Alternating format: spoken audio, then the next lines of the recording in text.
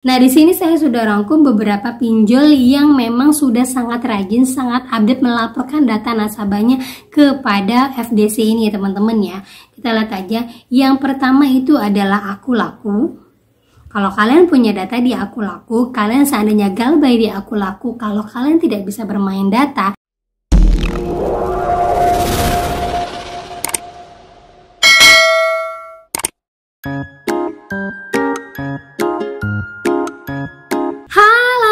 Assalamualaikum warahmatullahi wabarakatuh. Apa kabar teman-teman semuanya? Semoga semua dalam sehat walafiat ya. Ketemu lagi kita di channel saya, channel Desi Sutriani. Semoga masih setia di sini untuk mendapatkan informasi update terbaru dari saya seputaran pinjol Indonesia. Oke teman-teman, kali ini kita akan membahas tentang OJK yang sekarang ini sudah membangun data fintech dan membentuk satgas khusus untuk mengawasi khusus buat pinjol-pinjol yang macet. Nah, sebelum-sebelumnya ini pinjol sudah membentuk FDC atau Fintech Data Center. Sekarang ini sudah di-double dengan membentuk anggota atau satuan petugas khusus untuk mengawasi pinjol-pinjol yang macet. Wah, apa-apa saja ya pinjol yang sudah bergabung dalam FDC dan juga sudah dikategorikan sebagai pinjol yang memang wajib diawasi karena terlalu banyak orang yang galbay. Nah, kita akan bahas. Tapi sebelumnya, buat kalian yang baru aja gabung di channel saya, jangan lupa klik tombol subscribe-nya, nyalakan notifikasi loncengnya agar terus terhubung dengan saya. Oke teman-teman, ini dia buat kalian.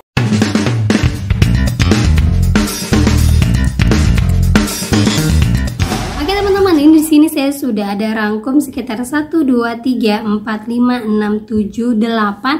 Ada 8 pinjol legal yang sudah sering update selalu datanya ke FDC Fintech Data Center dan sudah sangat diawasi sama OJK.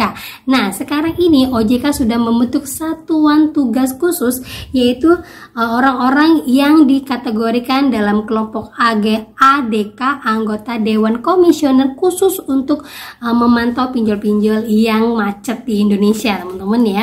Nah, tapi sebelumnya kita akan bahas dulu tentang yang ini, yaitu penggunaan pinjol Indonesia terbanyak adalah guru. Udah pernah saya bahas ya, tapi sekarang untuk di pertengahan tahun 2023 ternyata guru masih mendominasi paling atas, bahwa yang paling banyak menggunakan pinjol-pinjol, terutama pinjol ilegal. Ini paling banyak banget dikejar-kejar sama guru. Buat pihak-pihak yang berduit di atas sana, tolong ya, karena sudah banyak banget orang yang mengangkat tentang pinjol, khususnya buat pinjol-pinjol legal dan pinjol ilegal yang ada di Indonesia, karena terlalu banyaknya yang menggunakan pinjol ilegal. Dan saat ini juga Kominfo informasinya sudah mengepung judi online dan akan diblok atau di blacklist. Kita nggak tahu ya apakah benar atau tidak. Karena kalau kita lihat di TikTok ya, banyak juga yang podcast tentang penghasilan dari judi online yang satu harinya bisa sampai miliaran, tidur pun dia bisa menghasilkan uang. Itu emang sangat merugikan untuk orang Indonesia ya. Banyak sekali yang harus terpaksa menjual rumah, menjual mobil, menjual harta kekayaan gara-gara mengikuti judi online, apalagi pinjol ini. Nah, kebanyakan juga lagi sekarang ini ASN dan guru adalah orang yang paling banyak menggunakan pinjol-pinjol ilegal.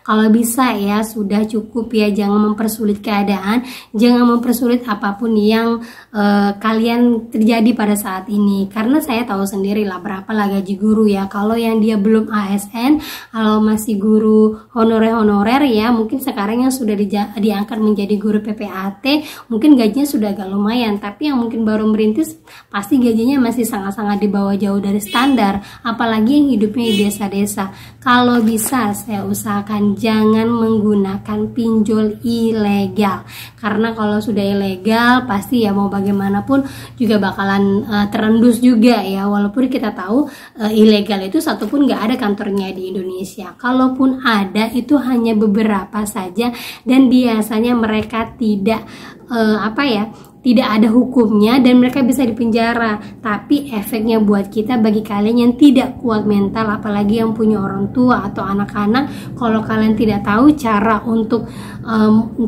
menghindar dari pinjol-pinjol ilegal ini, kalian sendiri bisa down nantinya. Apalagi sekarang ini banyak banget pinjol ilegal yang memasang logo OJK dan masih banyak berkeliaran di Play Store. Jadi hati-hati teman-teman ya. Oke, kita sekarang lanjut aja teman-teman ya. Vintage Data Center ini dulunya itu sudah terbentuk dari tahun 2021. Tetapi itu belum terlalu banyak orang yang mau mengikutinya. Karena apa? Mereka masih mau berusaha untuk mengejar nasabahnya. Khawatir mereka kalau nasabahnya pada lari atau ke nasabahnya tidak bisa lagi minjam di aplikasinya, mereka tidak akan bisa mendapat keuntungan. Karena keuntungan 100% pinjol itu adalah dari bunga yang mereka gandakan atau bunga yang sangat-sangat tidak ngotak. Itulah keuntungan mereka untuk membayar DC dan membayar para FC-FC yang ke lapangan. Gitu ya. Nah, tapi sekarang di tahun 2023 OJK sudah mewajibkan semua pinjol legal untuk mendaftarkan dirinya ke FDC karena sudah dibentuk ADK, anggota Dewan Komisioner khusus untuk memantau pergerakan dari pinjol-pinjol macet. Informasinya sih biar nanti nggak ada lagi yang bisa pinjam. Kalau ada yang macet di salah satu aplikasinya, mereka nggak bisa pinjam lagi yang lain. Nah, ini memang sudah berlaku ya teman-teman ya. Kalian sendiri sudah merasakan kan, kalau misalnya kalian galbay di pinjol besar, pasti kalian udah nggak bisa lagi mau pinjam ke pinjol-pinjol yang kecil-kecilnya ya. Tapi sampai saat ini kalau kalian misalnya galbay di pinjol kecil, kalian masih bisa berlanjut di pinjol besar. Nah, itu kuncinya ya teman-teman ya. Nah, di sini saya sudah rangkum beberapa pinjol yang memang sudah sangat rajin, sangat update melaporkan data nasabahnya kepada FDC ini ya teman-teman ya. Kita lihat aja. Yang pertama itu adalah Aku Laku. Kalau kalian punya data di Aku Laku, kalian seandainya galbay di Aku Laku, kalau kalian tidak bisa bermain data, istilahnya kalian benar-benar memberikan data asli kalian pasti akan sulit untuk melakukan pinjaman di tempat lain. Apalagi pinjaman yang menengah-menengah ke bawah. Kalau kalian galbay di menengah ke bawah, kalian masih sangat bisa untuk pinjam di pinjol-pinjol yang ke atas. Gitu ya, karena rata-rata menengah ke bawah ini mereka sangat jarang untuk melaporkan datanya ke FDC ini. Karena apa? Mereka masih membutuhkan nasabah untuk keuntungan mereka, untuk membesarkan bisnis mereka. Sementara yang terdaftar di sini itu mereka bisnisnya sudah sangat besar, lininya pun juga sangat besar. Jadi kayaknya mereka nggak butuh nasabah-nasabah yang galbay. Ibaratnya walaupun kalian galbay, kami masih bisa mempunyai dana yang banyak untuk membesarkan bisnis kami. Gitulah istilahnya mereka ya. Lanjut lagi yaitu ada Kredivo.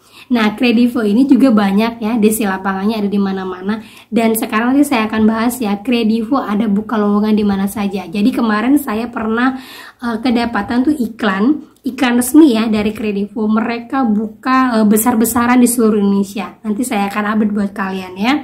Terus lagi yang ketiga ada Kredit Pintar.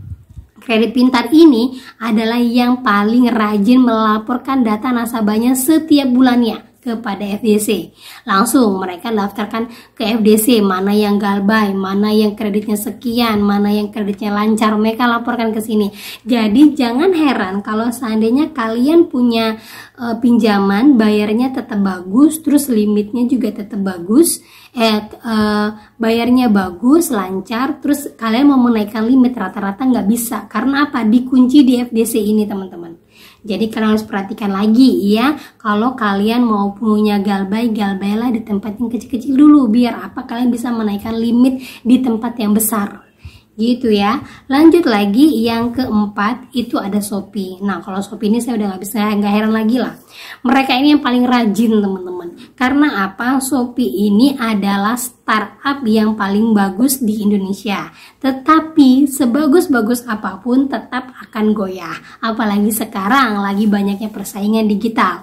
Jangan heran ya, apapun bisa terjadi ke depannya kalau mereka ini tidak wanti-wanti dalam mengelola keuangan mereka. Karena rakyat Indonesia juga banyak yang pintar, jangan salah, bener kan ya? Lanjut lagi, itu ada HCI.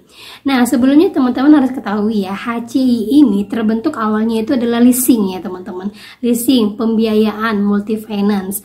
Mereka lebih untuk cicilan ke barang, cicilan ngambil kendaraan, cicilan ngambil untuk barang-barang rumah tangga elektronik. Mereka belum ada untuk pinjol. Nah, pinjolnya ini adalah produk dari mereka. Jadi bukan HCI yang home credit besarnya. Home credit besarnya itu adalah multi finance-nya, sementara pinjolnya itu adalah produk mereka. Jadi kalau kalian tidak menemukan dia di AFP atau kalau kalian tidak menemukannya di data Vintage Lending, karena apa? Mereka itu terdaftar sebagai multi finance. Gitu ya teman-teman ya. Lanjut lagi ada Tunaiku. Nah, Tunaiku ini juga nih, sebenarnya Tunaiku ini dalam kategori pinjol menengah ke bawah ya teman-teman. Tapi mereka ini tidak mau kehilangan uang yang sudah mereka setorkan. Jadinya mereka tetap melaporkannya, paling rajin melaporkan, paling ada di lapangannya. Buat apa? Karena mereka ingin menjadi pinjol yang gede. Pinjol yang gede, sumber dananya juga mulai banyak ini mereka ingin membuktikan bahwa saya bisa mengolah keuangan saya biar bisa mendapat investor-investor lain, gitu ya.